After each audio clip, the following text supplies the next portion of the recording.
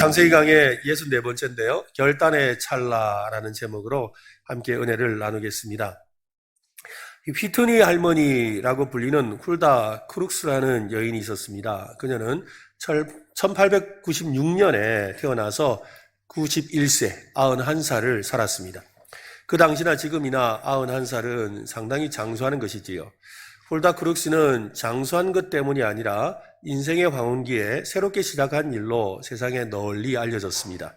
66세가 되었을 때, 66살이 되었을 때 그동안 시도해보지 못했던 새로운 일을 시작했습니다. 그 일은 등산이었습니다. 동네 앞에 등산 오는 게 그게 뭐라고? 등산이 아니고 등반이라고 하는 게 더 정확하겠지요. 자신이 살고 있던 이 미국의 캘리포니아주에 미국에서 가장 높은 이 휘트니 산이 있었어요. 그 산은 해발 4,421m라고 합니다. 아주 높은 산이지요. 그 산을 등반하려고 결심한 게 66세, 66살이었다는 거예요. 그리고 91세가 될 때까지 무려 97개의 봉우리를 등정에 성공했다고 합니다. 그녀의 행정을 기념하기 위해서 캘리포니아 주 의회에서는 1991년에 휘트니산 에서 가장 험하고 높은 봉우리 중에 하나의 이름을 크룩스 봉이라고 그 여인의 이름을 따서 이름을 지어준 거지요. 심지어 91세가 되던 그때에 해발 3,776m에 해당하는 일본의 후지산 정상에도 오르기도 했다고 합니다. 그녀의 자서전에는 이런 문구가 쓰여 있었답니다. 사용하지 않는 근육은 쇠퇴하기 마련입니다. 힘을 받지 않는 뼈는 미네랄을 잃어버려 약해지게 됩니다. 둔해졌다는 것은 당신의 몸이 민첩한 관리가 필요함을 말해주는 것입니다. 우리의 신체는 신기하게도 나이에 상관없이 쓰면 쓸수록 더 강해진다고 합니다. 여러분, 우리의 영혼도 마찬가지입니다. 우리의 영혼이 자꾸 믿음의 활동을 하면 할수록 영혼이 건강해지고 강건해지는 줄로 믿으시기를 바랍니다. 그래서 새로운 삶을 결단하고 산을 오르듯이 우직하게 믿음으로 나아갈 때 우리의 영혼은 더 건강해지고 하나님께 복을 받는 인생이 된다는 말입니다. 오늘 본문의 이야기는 야곱의 가족들에 관한 이야기지요. 시므온을 뺀 야곱의 10명의 아들들이 돌아오고 시간이 꽤 흘렀습니다. 가나안에도 기근이 계속되고 더욱 심해지고 있었습니다. 애굽에서 가져온 식량도 어느덧 동이 나고 말았습니다. 야곱은 그동안 문제를 외면하며 눈앞에 곡식만 보고 있었지요. 시간이 지나면 뭔가 이 기근도 멈추겠지, 또 상황이 바뀌겠지 하는 마음으로 말입니다. 또 애굽에 잡혀있는 이 시므온을 생각하면 참 마음이 아프지만 그러나 누명을 쓴 거니까 어떻게든 누명이 풀려지지 않을까라는 막연한 기대감으로 기다리고 있습니다. 시므온은 베냐민이 가지 않는 한 절대로 돌아오지 않을 겁니다. 야곱도 그걸 알고 있지요. 이제 외면할 수 없는 상황이 되었습니다. 가족들이 모여서 가족회의를 합니다. 그 가족회의 석상에서 누군가가 아버지에게 큰 소리를 칩니다. 아버지, 이게 마지막입니다. 우리가 가진 식량의 전부란 말이에요. 마지막 식량 자루도 이제 다 비어갑니다. 아버지!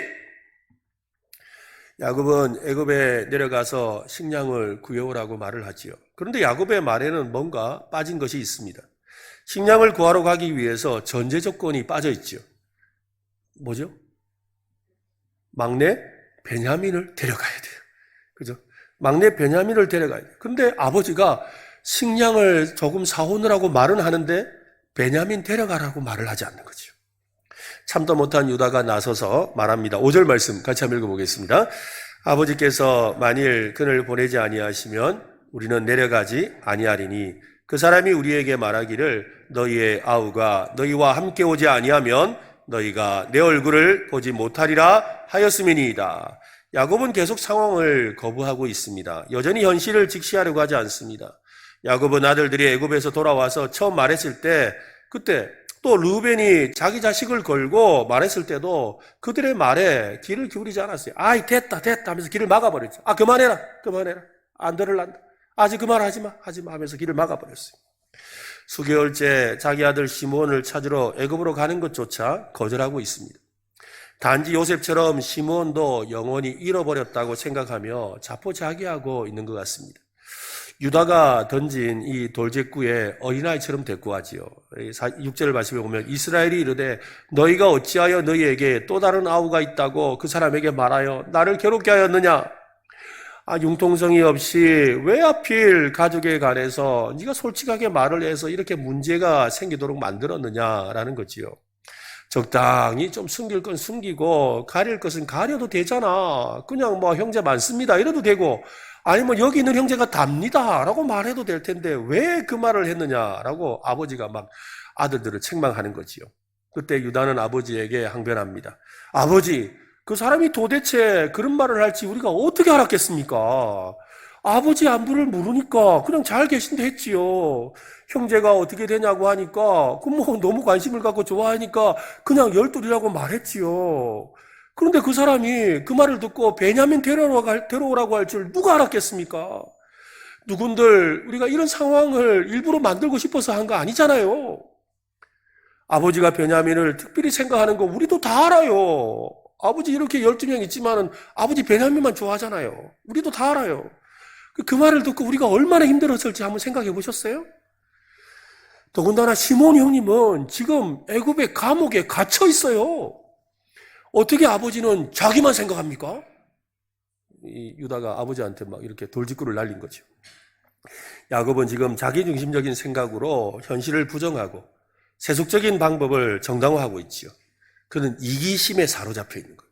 자기중심적인 이기심에 빠져 있죠. 어떤 분이 이 이기심에 대해서 재미난 공식을 만들었는데요. 한번 보세요. 나쁜 놈은 나뿐인 놈이래요. 한번 해볼까요? 나쁜 놈은 나뿐인 놈이다. 그죠? 근데 실제로 보면 맞는 말 같아요. 그죠? 나쁜 놈은 대체로 지밖에 모르는 사람. 나뿐인 사람이죠. 우리의 행복을 방해하는 장애물 중에 이기심이 있습니다. 사람은 누구나 어느 정도 이기적이지요. 이기적인 생각을 모두 나쁘다고 말할 수는 없습니다. 사람이 자기 이익을 따지듯이 다른 사람의 이익에 대해서도 생각한다면, 그죠? 이기적이라는 말은 듣지는 않지요. 그런데 자기 이익만 따지느라 다른 사람에 대해서 생각하지 않는 거예요. 남이 신호를 위반하면 저 파렴치 이래놓고는 내가 신호 위반하면 피치 못할 사정이었다고. 그죠? 남이 새치기를 하면 저 얌체족 같으니 라고 해놓고 내가 새치기를 하면 아니 급하면 좀 이렇게 예외도 있어야지. 그죠? 또 남이 공공장소에서 큰 소리를 하게 막 이렇게 저래 떠드는 거 좀 소음이다. 이러놓고는 자기가 큰 소리 치면 뭐예요? 이렇게 즐거운 분위기에서 큰 소리가 나오는 거 아니야? 자, 남이 자기 의견을 주장하고 하면은 고집불통이라고 이래놓고 내가 내 의견을 주장하면 이건 신념이야, 확신이야. 그렇게 말하죠. 집단 이기주의도 있죠. 오늘날 노사분규나 정당 간의 해묵은 정쟁도 그 뿌리는 가만히 보면 이기심이에요. 나라 간에도 국가적인 이기주의가 있지요. 여러분, 독도가 어느 나라 땅입니까? 대답을 못합니까? 그죠? 근데 왜 자꾸 자기 나라 땅이라고 우기는지 모르겠어요. 그거 다 이기심 아니에요? 자기중심적인 생각이죠. 그렇습니다, 여러분. 이기심은 개인에서부터 가족, 직장, 지역, 나라 전체에 이르기까지 끝을 모릅니다. 나 하나만 행복하게 해줄 수 있다면 다른 사람이야 어떻게 되든 상관없다는 생각이 팽배해져 가고 있지요. 이기심은 자기중심적인 생각에서 시작됩니다. 야곱은 괴로웠어요. 그 괴로움은 야곱만 느끼는 게 아니지요. 형제들과 가족들 모두가 느끼는 괴로움입니다. 그런데 유독 자기만 괴롭다고 생각하는 거예요. 그런 이기적인 중심적 사고에 빠져 있는 거예요. 자기 중심적인 사고에 빠져 있지요. 자기 중심적인 인생에게는 자기밖에 안 보이는 거예요. 신앙생활의 핵심은 바로 이 자기 중심적인 사고에서 하나님 중심으로 바뀌는 거예요. 한번 해볼까요? 하나님 중심. 우리 신앙생활은 하나님 중심으로 바뀌는. 그래서 옛날에 보면 교회 표 중에 그런 거 있었잖아요. 이렇게 말씀 중심, 교회 중심, 하나님 중심 이렇게 교회 표어들 많이 세웠는데 맞아요, 여러분. 우리가 하나님 중심으로 바뀌어. 나 중심에서 하나님 중심으로. 교회 생활도 마찬가지지요. 자기만을 위해서 뭐든지 해달라고 하면 행복한 교회 생활하기 어려워요. 여러분, 각자가 이야기하잖아요. 우리 교회 이런 것 있으면 좋겠습니다. 그리고 이거 왜 안 해줍니까? 그런데 여러분, 저도 담임 목사님 저나 또 우리 당의 장로님들이 이런 이야기하는 분이 곳곳에 있거든요. 그 말 다 못 들어줘요. 왜냐하면 여기 들어주면 이쪽에 문제가 되고 이쪽 들어오면 이쪽에 문제가 되니까.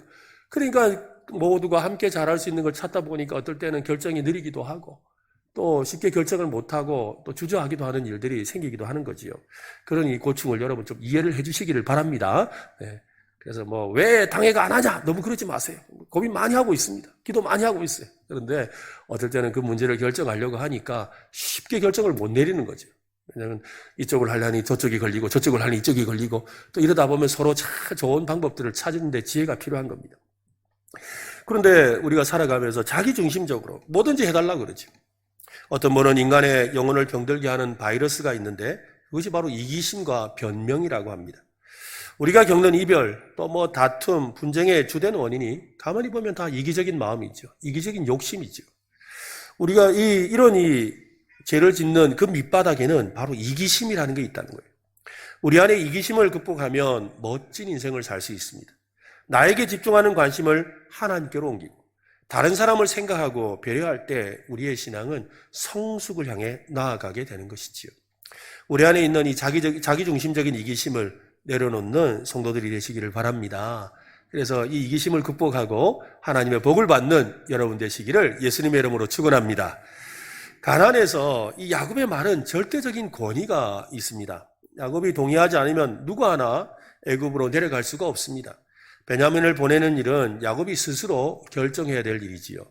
루벤은 자기 아들들의 그 생명을 담보로 아버지를 설득했지만 소용이 없었어요. 이제 유다가 나서서 아들 대신에 자기 생명을 담보를 내놓습니다. 9절 말씀을 한번 보세요. 9절 같이 한번 읽어보겠습니다. 내가 그를 위하여 담보가 되오리니 아버지께서 내 손에서 그를 찾으소서. 내가 만일 그를 아버지께 데려다가 아버지 앞에 두지 아니하면 내가 영원히 죄를 지리이다. 아버지 이렇게 계속 상황을 부인하면서 주저하고 있을 시간이 없습니다. 베냐민의 생명에 대해 제가 책임을 지겠습니다. 만약 그 베냐민에게 무슨 일이 생기면 제 남은 평생을 걸겠습니다. 책임지겠습니다. 아버지 어서요. 아버지 어서요. 함께 이 난국을 좀 극복합시다. 라고 유다가 말한 거죠. 어쩌면 유다의 그런 모습을 야곱이 기다렸는지도 몰라요. 누군가 책임지려는 마음으로 나서는 사람을 야곱이 기다렸을 것 같아요. 저라도 그랬을 것 같아요. 누구 하나 내가 좀 책임 맡아서 한번 해보겠습니다. 그런 사람이 나오면 참 좋을 것 같거든요. 근데 유다는 요셉처럼 답을 내는 사람이지요. 나중에 유다에 대해서만 우리가 다음 시간에 좀 살펴보려고 하는데요. 유다는 자기 생명을 담보로 책임을 지겠다고 합니다. 야곱은 하는 수 없이 양보하지요. 이제부터 야곱의 영적인 회복이 시작됩니다. 그 시작은 자기를 향한 말에 길을 여는 거였어요. 아까는 그랬잖아요. 듣기 싫다 하면 안 들었거든요. 근데 이제는 그 말에 길을 열어요. 여러분 이거 참 중요해요. 귀가 열려야 돼요. 여러분 귀가 열리는 삶을 사시기 바랍니다. 그죠? 무엇보다 영적인 귀가 열려야 돼요. 그래서 예수님께서 말씀하시죠. 들을 귀 있는 자는 들으라. 그래서 영적인 귀가 열린 사람이 듣는다는 거예요. 영적인 회복의 시작은 길을 열어서 나를 향한 진심 어린 말을 경청하는 것입니다. 오늘 우리 가운데도 영적인 회복이 필요한 분이 있을 줄로 압니다. 또 영적으로 더 나은 삶을 살고 싶은 소원을 가진 분도 있을 겁니다. 먼저 자신의 영적인 귀를 점검해 보시기를 바랍니다. 나의 귀가 열려 있는가 점검해 보라는 거지요. 야곱은 그동안 귀를 닫고 있었습니다. 외면했고 회피했고 거부했습니다. 그러나 이제 달라졌습니다. 유다의 말에 귀를 열었고 그의 말을 받아들입니다. 13절 말씀도 읽어볼까요? 같이 시작. 내 아우도 데리고 떠나 다시 그 사람에게로 가라. 애굽 총리의 마음을 누그러뜨리기 위한 선물과 함께 이전 곡식까지 챙겨가라고 하죠. 결정적인 것은 네 아우가 누구예요? 베냐민. 그죠? 베냐민도 데리고 떠나가라는 거예요. 그 사람에게로 가라는 거예요. 베냐민을 데리고 가라는 말이죠. 조심스럽게 믿음과 내려놓음을 위한 걸음을 내딛고 있습니다. 언제나 그렇습니다, 여러분. 시작은 어렵지만 열고 나면 순식간에 열리잖아요. 그죠? 그 문턱에 서서 이렇게 갈까 말까, 들어갈까 말까, 발을 내딜까 말까, 고민하다가 발 내디다 보면 별거 아니거든. 그렇잖아요. 그런데 그 입구에 서서 막 갈등하는 그 순간이 너무 힘든 거예요. 근데 그냥 딱 나오면, 별거 아니네. 이러면서 그때 확 열리게 되는 거예요. 마찬가지로 길을 여는 것도 마찬가지로 열까 말까, 들을까 말까, 아이고, 들어보자. 듣고 나니, 이래 되는 거예요. 또 우리가 가볼까 말까 고민하다가도, 가면 발 한번 디뎌보자. 발 디뎌보니까, 그다음부터 활짝 열리는 거예요. 믿음 생활이 다 그래요. 믿음으로 순종해볼까? 한번 나아볼까? 고민하다가 한번 해보지! 하고 하면 그때부터 하나님의 역사가 시작되는 거예요. 지금 이 야곱이 그런 마음이라는 거예요. 야곱도 완강하게 거부하던 마음을 열어놓고 마음의 빗장을 열자 묻어두었던 이제 믿음이 작동해요. 그전까지는 믿음이 없었거든요. 하나님 생각도 안 했어요. 그렇잖아요. 뭐 상황 들으면서 야, 곡식 없다. 곡식 좀 사와라.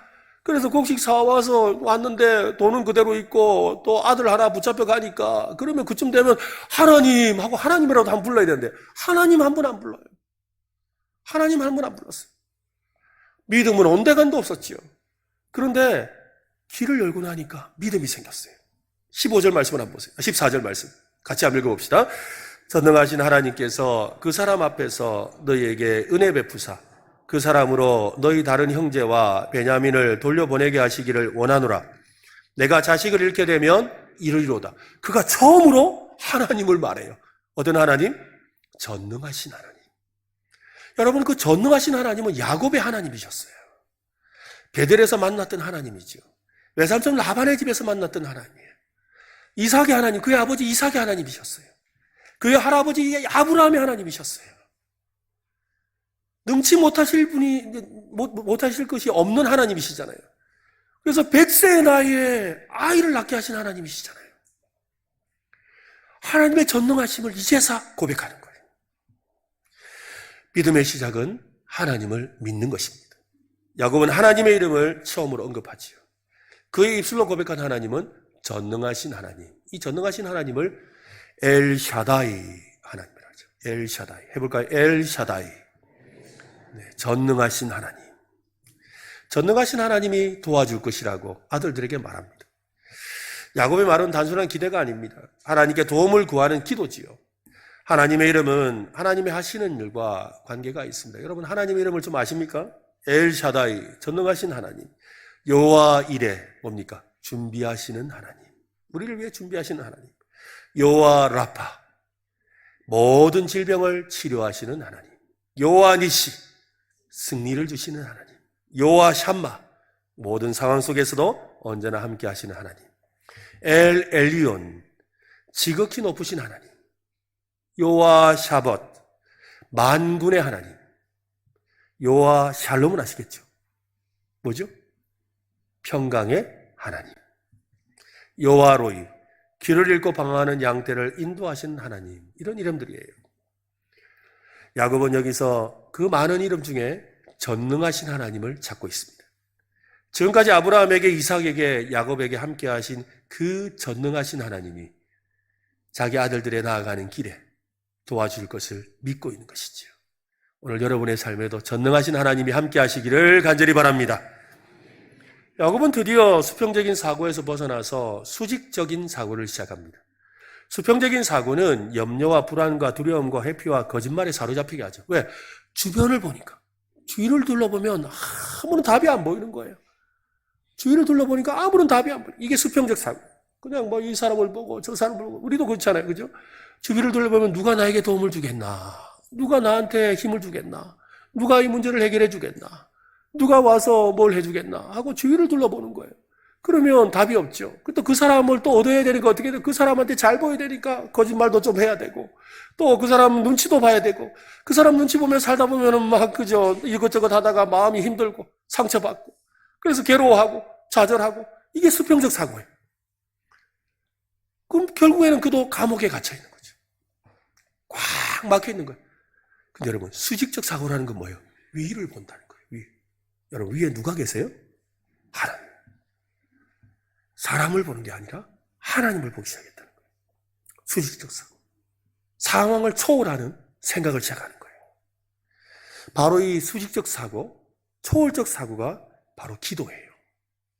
여러분, 문제가 생기면 기도하시기 바랍니다. 꽉 막혀 있다면 기도해야 돼요.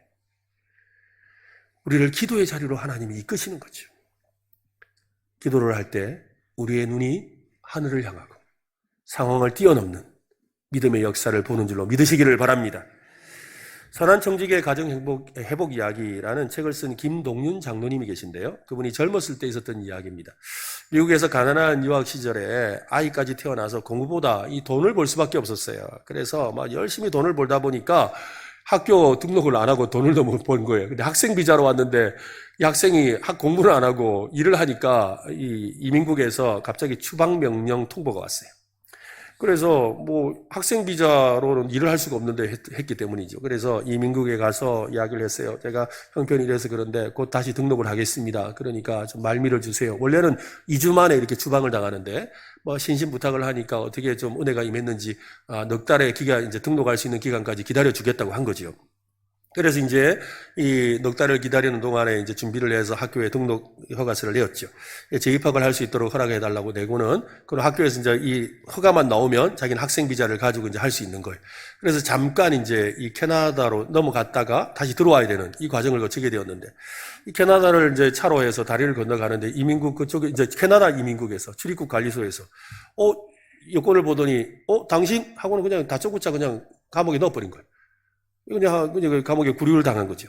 그래서 이 사람은 이유도 모르고, 근데 답답하고 누구한테 도움을 구할 수도 없지요. 그래서 그 감옥에 있는 동안에 할 수 있는 건 하나님밖에 없지요. 그래서 하나님 도대체 일이 무슨 일입니까? 하고 막 부르짖는 거예요. 근데 기도하는 순간 하나님 이거 도와주세요 기도보다 뭐가 나와요? 내가 내 욕심 따라 살았던 자신의 삶을 회개하기 시작하는 거예요. 자기의 삶을 주인으로, 하나님을 자기 삶의 주인으로 삼지 않았던 것. 또 하나님 생각보다 자기 욕심 따라 막 살려고 노력했던 것, 자기 힘으로 이 상황을 이겨보려고 또 자기 능력으로 이 상황을 어떻게든 극복해보려고 노력했던 그 일들이 막 주마등처럼 지나가는 거예요. 그래서 그냥 막 밤새도록 회개기도를 했대요. 하나님 잘못했습니다. 하나님 잘못했습니다. 그러고 나서 다음날 아침이 되었는데 갑자기 문을 열더니 가시오. 그래가지고 다시 미국으로 돌아왔는데 비자가 있더라는 거죠. 그래가지고 해결되었다는 거예요. 그러면서 그분이 하시는 말씀이, 하나님이 주신 기회와 은혜에 대해서 감사하는 삶을 살아야 한다. 하나님을 찾으면 하나님이 도우신다라고 말씀하는 거죠. 여러분, 시편 기자는 이렇게 외칩니다. 시편 121편에 보면 내가 산을 향하여 눈을 들리니, 여러분 산이 뭐죠? 하나님이 계신 곳, 그죠? 하나님을 말하는 것. 내가 산을 향하여 눈을 들리니 나의 도움이 어디서 올까? 나의 도움은 천지를 지으신 여호와에게서로다. 여러분은 문제를 만날 때 가장 먼저 무엇을 생각합니까? 상황 앞에서 무엇을 보고 있습니까? 모든 문제의 해결은 우리의 시각에 달려 있습니다. 좌우와 앞뒤에 벌어지는 상황만 살펴보는 이 수평적인 시각으로는 해결을 못해요. 신앙인으로서 수직적인 시각, 하나님을 바라보는, 능력을 베푸시는 전능하신 하나님을 바라보는 그 믿음을 갖게 되시기를 바랍니다. 그때 하나님이 역사하시는 거예요. 저의 하나님, 여러분의 하나님, 우리 하나님은 엘 샤다이, 전능하신 하나님이십니다. 야곱은 드디어 영적인 눈이 떴죠. 영적인 눈을 뜨게 되었어요. 귀가 열리니까 눈이 열렸어요. 믿음은 보이지 않는 것을 보는 거잖아요. 그죠? 보이지 않으신 하나님을 보게 된 거예요. 전능하신 하나님을 보게 되었어요.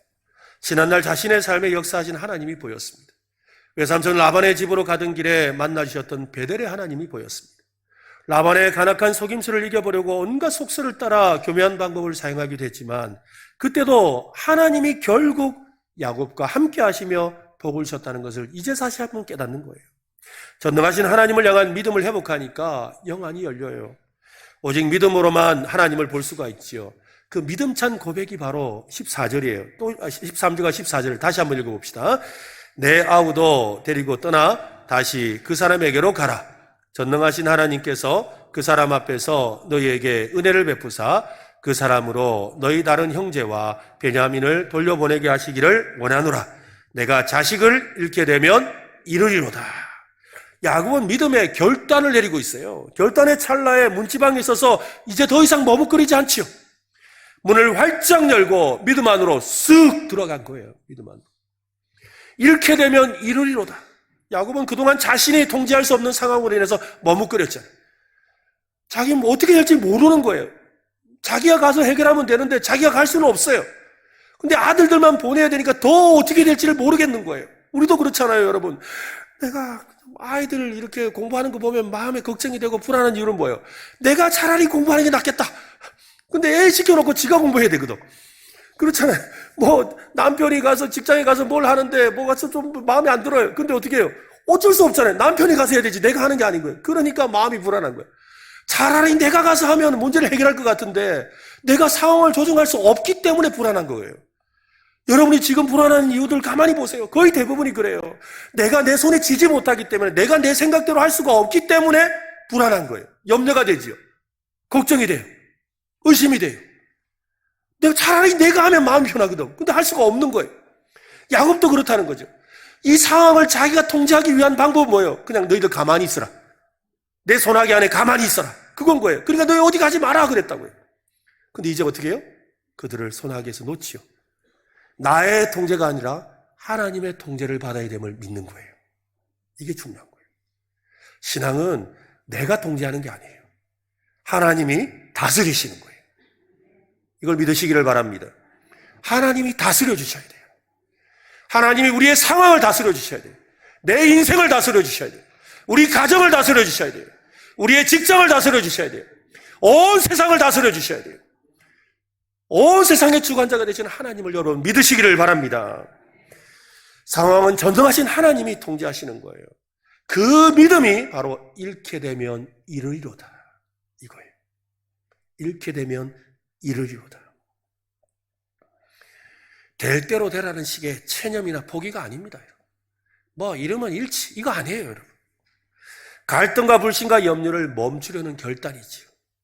야곱이 살아가는 이유였던 베냐민을 잃게 된다면 잃어도 좋다라는 말은 엄청난 말이잖아요. 삶의 목적을 잃어버리더라도 후회하지 않겠다라는 말이에요. 구약 성경에 우리 에스더서에 보면 그죠? 비슷한 이야기가 나오지요. 모르드게가 에스더에게 사람을 보내서 말을 전합니다.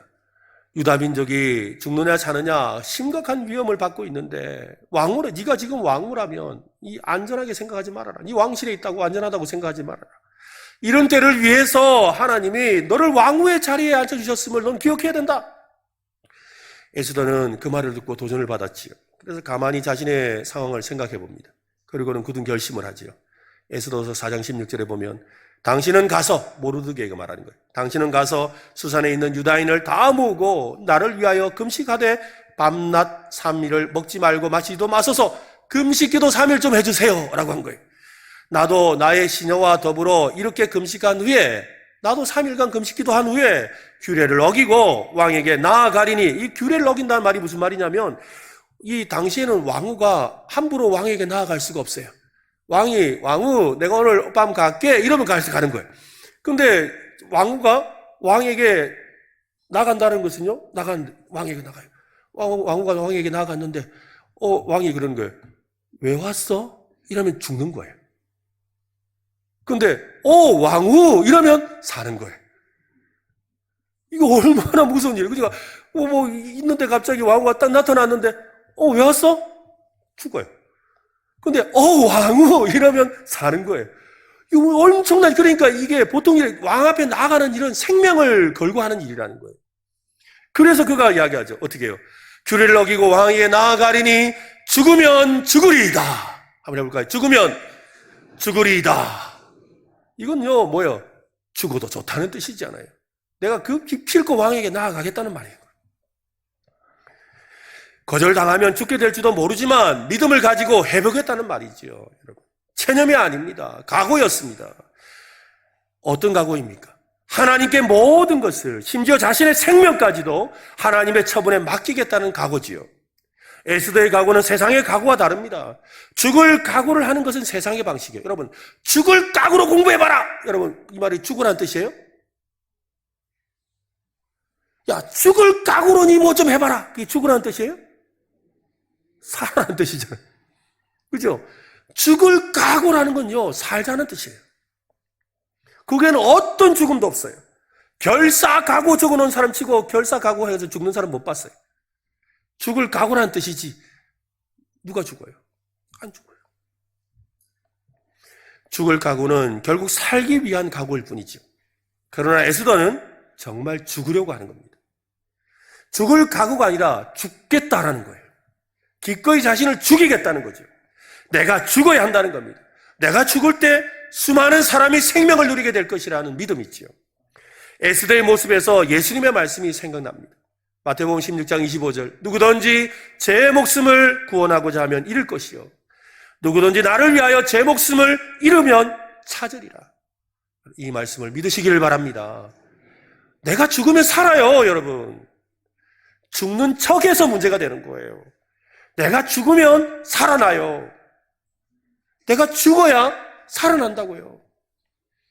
야곱이 잃게 되면 잃으리라는 고백한 것도 바로 하나님께 전적으로 맡기겠다는 거예요. 잃어도 좋다라는 말이에요.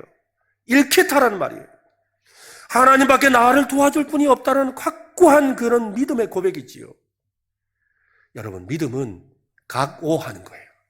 해볼까요? 믿음은 각오하는 것이다. 믿음의 정도가 각오의 정도를 좌우하죠. 그러니까 이 사람이 믿음 있다 이런 말은 무슨 말이에요? 어떤 일에도 나는 믿음 잃지 않겠다는 각오를 한 거예요. 근데 어떤 사람은 믿어도 좋고 안 믿어도 그만, 각오가 변변찮은 거지. 근데 막 멱살을 잡고 흔들어도 나는 내 믿음 지킨다, 이 말은 뭐예요? 각오했다는 거잖아요. 여러분. 믿음은 각오하는 거예요. 여러분은 어떤 각오로 믿음 생활을 하고 있습니까? 하나님은 우리가 가진 것을 빼앗아가는 분이 아닙니다. 하나님께 맡기는 것을 하나님께 빼앗기는 것으로 생각한다면 잘못된 믿음을 가진 것입니다. 우리 것을 빼앗는다고, 그죠? 하나님이 우리 것을 빼앗는다고 하나님은 달라지지 않아요. 우리 거 조금 가져간다고 하나님이 되게 부자가 된다는 그러지 않으세요. 그죠? 우리의 뭘 받아가지고 하나님이 그거 갖고 잘 먹고 잘 사냐? 아니에요, 여러분. 하나님께 그게 별 효과도 없어요. 그저 우리는 믿음으로 감사함으로 드리는 거잖아요. 우리가 하나님 앞에 예물을 드리고 헌금을 드리는데, 시간을 드리는데, 우리의 열정을 드리는데, 그것이 하나님 받아가지고 하나님이 힘이 더 생기고 하나님이 더 부유하게 사는 게 아니에요.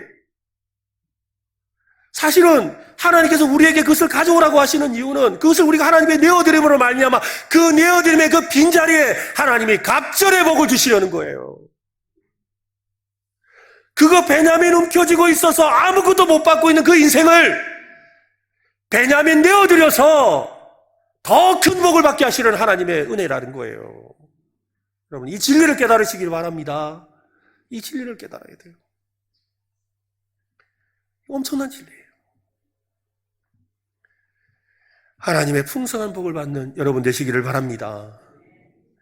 예수님은 내 뜻대로 마시옵고 아버지의 뜻대로 하시옵소서라고 기도하셨지요.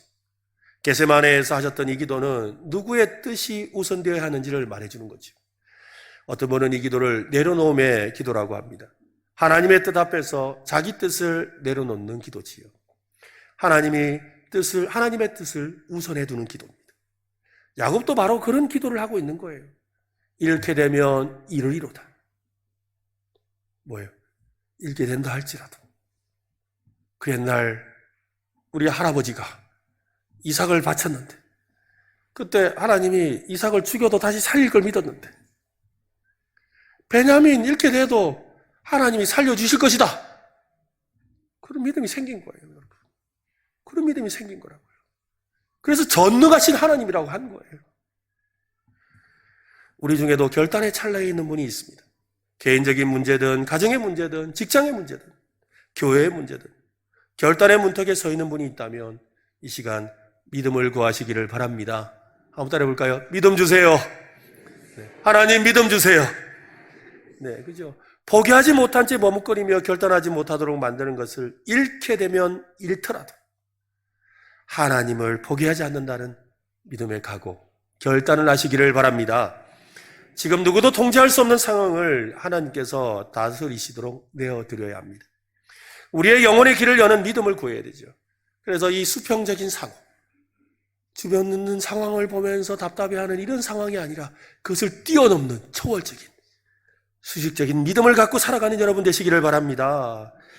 무엇보다 하나님께 나의 모든 상황과 미래를 내어드리는 믿음을 통해서 우리의 삶에 주시는 하나님의 큰 그림이 펼쳐지는 복을 받으시기를 예수님의 이름으로 축원합니다.